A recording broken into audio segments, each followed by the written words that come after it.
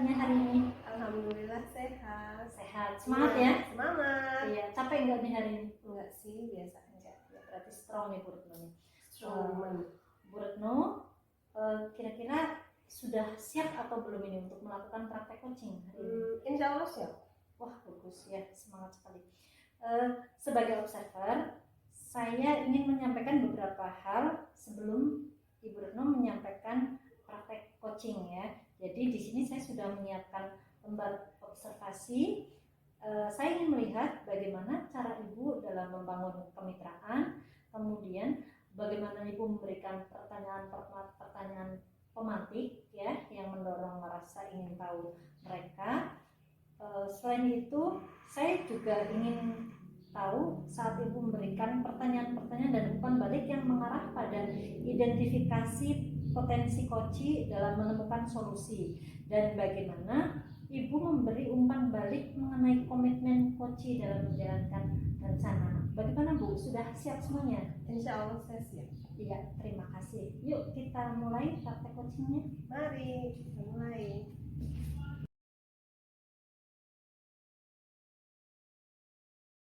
Assalamualaikum warahmatullahi wabarakatuh. Waalaikumsalam warahmatullahi wabarakatuh. Selamat pagi semuanya. Baik. Hari ini sehat? Alhamdulillah. Ya, untuk mensyukuri keadaan kita hari ini, coba kelas pimpin doa dulu. Siap, sudah mulai.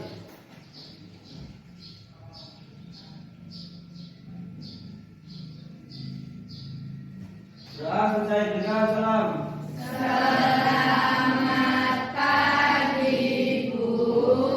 Pagi. Ya, presentasi dulu hari ini kelas 10. Kelas 10 hari ini nggak berangkat siapa? Berangkat semua, alhamdulillah. Masih ingat materi yang kemarin? Tentang apa ya? Tentang kesebangunan. Kesebangunan ingat ya. Jadi kesebangunan itu dua bangun yang mempunyai ukuran berbeda, tapi perbandingannya sama. Masih ingat ya? Jadi contoh-contohnya bangunan apa dan apa masih ingat. Nah, yang materi hari ini setelah kesebangunan kita akan belajar tentang segitiga. Di SD sudah kita pelajari segitiga apa saja yang kamu ingat? Sama kaki terus sama sisi siku. Masih ingat gambarnya? Masih bisa menggambar? Masih. Sekarang siapkan peralatan buat belajar. Ya, siapkan dulu. Ya, untuk materi hari ini tujuannya adalah peserta didik dapat menjelaskan, menemukan konsep tentang sinus, kosinus, dan tangan pada segitiga siku-siku. Tadi kan kita udah belajar dari segitiga ya, sudah mengingat kembali. Nah, fokusnya di segitiga siku. Sekarang Bunda bagikan link untuk kalian pretest awal. Silahkan disiapkan HP-nya. Bunda kirim linknya ke grup ya. Ya, grup di kelas 10. Oke, silahkan dilihat.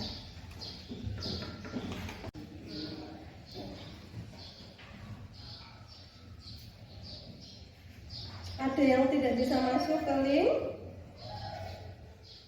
Bisa semua ya? Oke.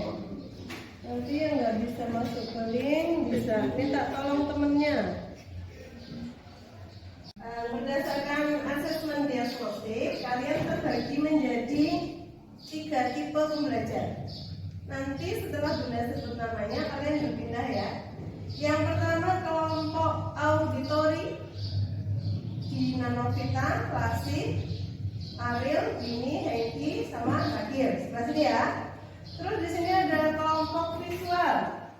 Vina, Sofi, Andin, Nabila, Rizda, Susan, Iksan, dan Bintang.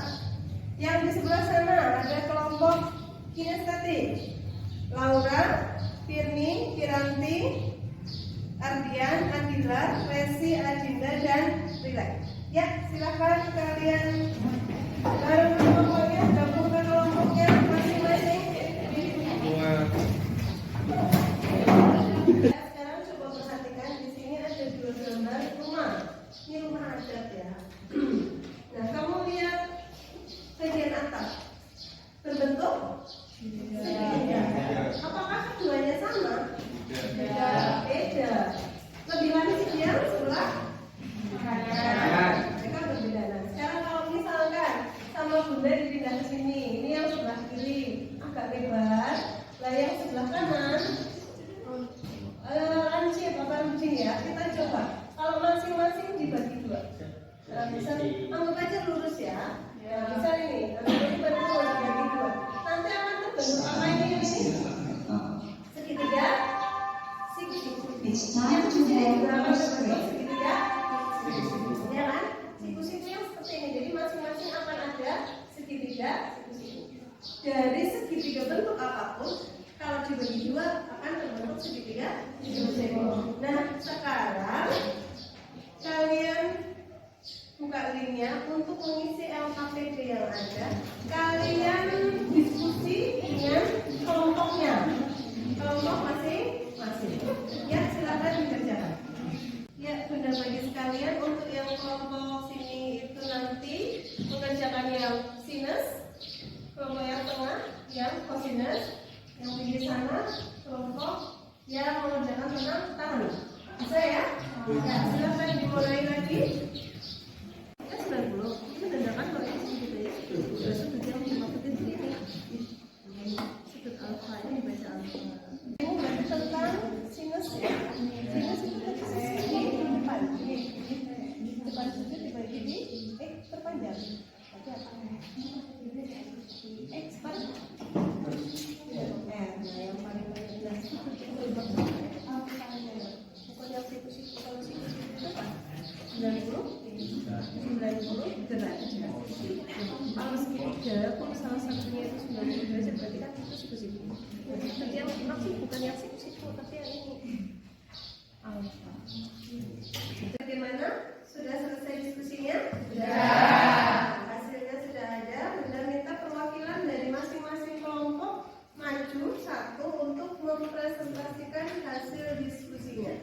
Dari kelompok ditulis dulu, maju dulu coba.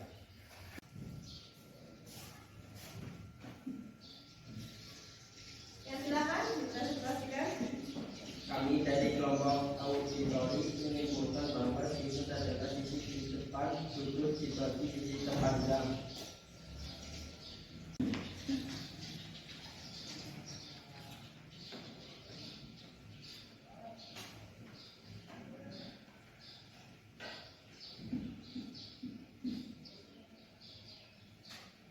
Ya, berarti sisi di depan sini dibagi sisi terpanjang. Ya, oke.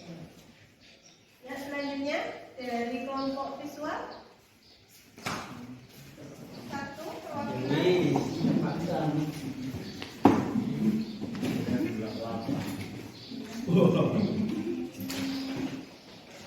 Ya, presentasikan dulu hasil diskusinya. Kami dari kelompok visual menyimpulkan bahwa kosinus adalah sisi di samping sudut dibagi sisi terpanjang. Ya, coba kalau dibikin di situ ditulis dulu.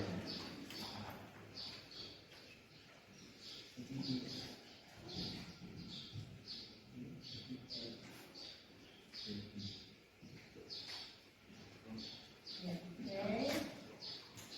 Kalau alfa sama dengan B per R. Yang terakhir dari kelompok kinestetik, coba presentasikan hasilnya.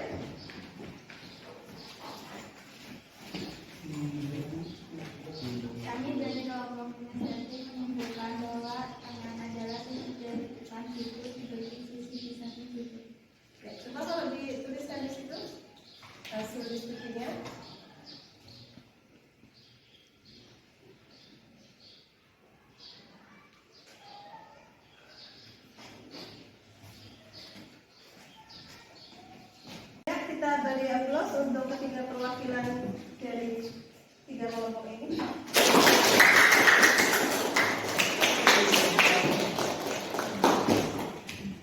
Ya, sebelum Bunda menyimpulkan materi hari ini, apakah ada yang mau bertanya? Oh ya, coba Sofi dulu. Bun, kalau itu kan X di depan sudut ya? Ya, Boleh nggak kalau yang di depan sudut itu bukan X, misalnya dia gitu? ya. Ada lagi pertanyaan yang lain? Kita jawab dulu ya. Pertanyaannya, apakah yang di depan sudut harus selalu X? Jawabannya tidak.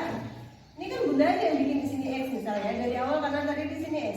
Kalau misal kita bikin sudutnya di sini, terus kamu bikin depannya Y, sini sampingnya X, sini R juga boleh. Nanti pengaruhnya ke perbandingan sudut sin, cos, dan tan. Kalau di sini kan sinnya X per R kan? Kalau bentuk seperti ini berarti sinnya berarti Y per R. Nah seperti itu. Jadi nggak perlu kalau di depan sudut itu harus X, boleh juga Y. Kalau nanti di soal yang lain, Bun kalau ini A atau P atau boleh. Suka-suka nanti yang bikin. Paham ya? Ya, kesimpulan untuk pembelajaran berdiferensiasi trigonometri hari ini ada perbandingan sudut pada segitiga siku-siku, sinus, kosinus, dan tan. Sinus itu sisi di depan sudut dibagi sisi terpanjang atau sisi miring. Terpanjang itu sisi miring. Biasanya kita bikin gampangnya sin itu sindering. Sin di depan dibagi sisi miring, jadi dering seperti ini. Kemudian untuk kosinus, sisi di samping sudut dibagi sisi terpanjang atau sisi miring. Gampangnya kita pakainya cos saring. Cos sisi di samping dibagi sisi miring. Cuma biar kita gampang aja mengingatnya ya. Kemudian untuk tangan, sisi di depan sudut dibagi sisi di samping sudut. Biasanya kita bisa pakai tan desa. Tan sisi di depan dibagi sisi di samping sudut. Bagaimana? Paham semuanya? Paham. Ya, untuk pembelajaran hari ini kita sudah menyimpulkan. Apakah ada pertanyaan lain? Ya, berarti sudah paham semua ya. Untuk pembelajaran selanjutnya, materinya masih perbandingan trigonometri pada segitiga siku-siku. Cuma kita lebih ke aplikasi. Jadi di materi pembelajaran sehari-hari. Kalau ini kan tadi baru konsepnya, rumusnya. Besok kita ke aplikasi di kegiatan sehari-hari. Bagaimana perasaan kalian hari ini dengan pembelajaran berdiferensi? Senang. Bagaimana perasaan kalian dengan pembelajaran berdiferensiasi hari ini? Senang. Alhamdulillah. Berarti cukup sekian pelajaran hari ini. Udah tutup ya. Assalamualaikum warahmatullahi wabarakatuh. Waalaikumsalam warahmatullahi wabarakatuh.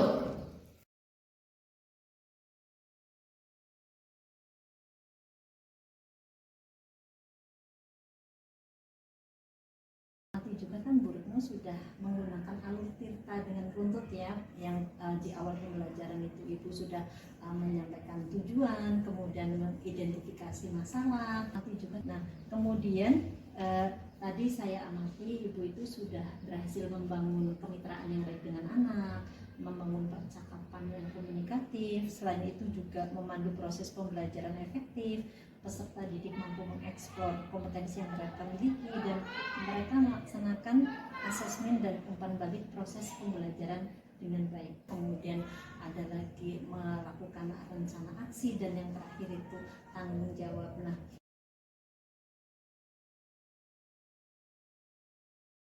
dalam proses pembelajaran, Ibu kan berusaha untuk meningkatkan kompetensi peserta didik ya Bu.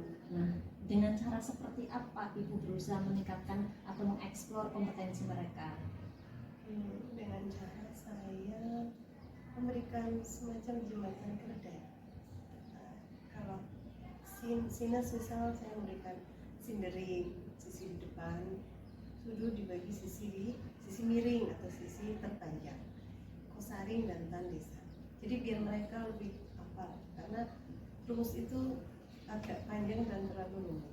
Ya, jadi menyikapi pembelajaran matematika dengan menggunakan jembatan kode agar lebih mudah dipahami oleh mereka, begitu ya Bu ya. Dalam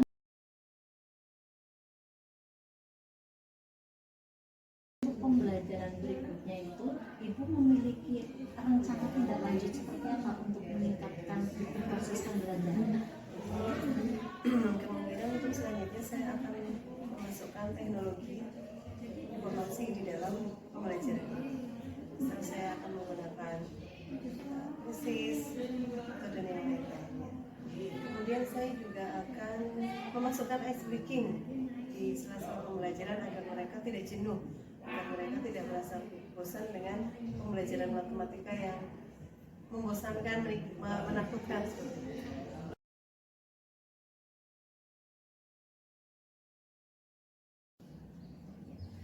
Pada proses pembelajaran kemarin itu Bu Retno melakukan pembelajaran berdiferensiasi. Boleh Ibu ceritakan seperti apa prosesnya?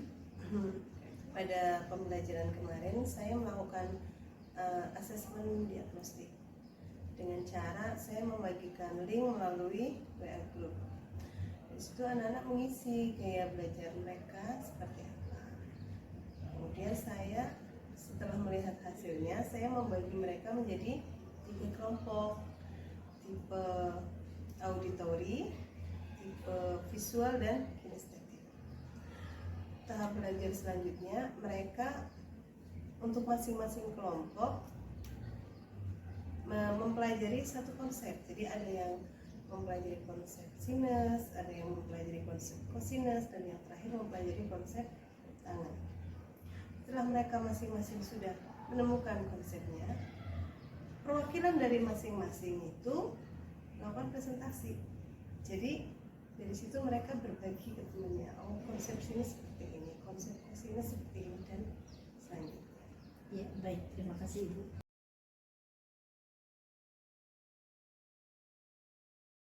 Untuk kompetensi sosial emosional, hal seperti apa saja yang dilakukan? Ya, di tahap akhir saya menanyakan kepada mereka bagaimana perasaan mereka selama pembelajaran, dan mereka menjawab mereka merasa bahagia, mereka bersemangat, mereka senang dengan pembelajaran hari itu. Baik, syukurlah.